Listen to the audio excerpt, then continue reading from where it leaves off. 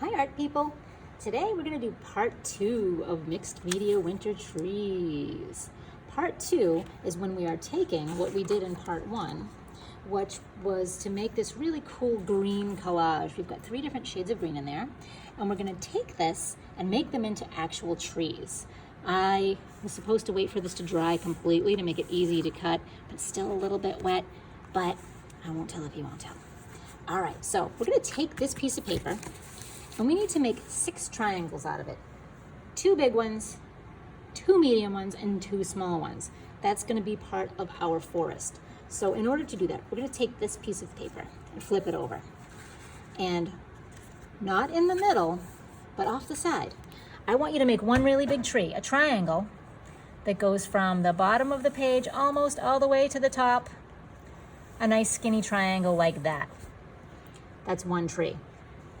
Now, in order to save paper, we're going to do an upside down tree. So our next tree that's big, we're going to go right next to this one. We're going to start at the top and go all the way to the bottom. And then we've got our second tree. If I did it right next to it, I'd probably run out of space really quick. So right now I have 2 trees. Now I want to do 2 medium trees. So at the bottom, I'll do 1, maybe go halfway up. Then from here, I'll go halfway down. And notice how they're skinny. They're pretty skinny trees. They're not really big. And then I want to do 2 small ones. So I have a small one here. And I can just do a small one here. And I have a ton of paper left over. So if I wanted to make even more trees, I could do that. So definitely do 1 tree straight up, 1 tree straight down. Have them interlock like teeth. Don't they look like jaws sort of interlocking with each other? That's one way to get the most trees out of your paper. Once you have this, cut out your trees. Follow the lines. Don't worry about what the front looks like. You're just cutting your tree out from the back like so. And once you cut it, you can take a look at it. I've got 1 tree. Pretty decent looking. So I'll set that aside. Any scraps I'll set aside. I might need those later in case I make a mistake. And I want my tree to be even bigger. I'm going to go ahead and cut along this line right here. All right, 2 big trees down. Let's cut our medium ones.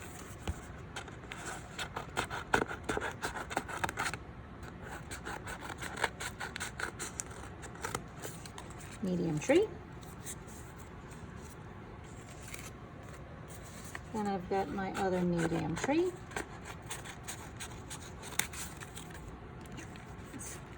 It's a little big, so I'm going to follow my line that I made originally and make that a little more medium-sized. So we've got 2 big, 2 medium, and of course our final little baby trees here. Aren't they so cute and tiny? 1 and 2. All right, let's take a peek. Here we are. So we've got all of our trees. We may or may not use all of them for our project. If you don't like these jagged edges down here, you can cut them off and make them straight. I kind of like this jagged edge. I'm going to leave that one. Cut this one a little. It's up to you. Don't cut too much. Just cut those little ends that stick out off, because we don't want our tree to change size completely. All right, so I've got 6 trees. I'm going to set them aside for a second. And I'm going to get a piece of blue paper. This is my background. This is my wintry sky. And this is going to be snow. This is just a regular piece of computer paper. What I'm going to do is take it, I'm going to rip it so it has a jagged edge to it. And it's not perfectly straight. This is going to be my ground.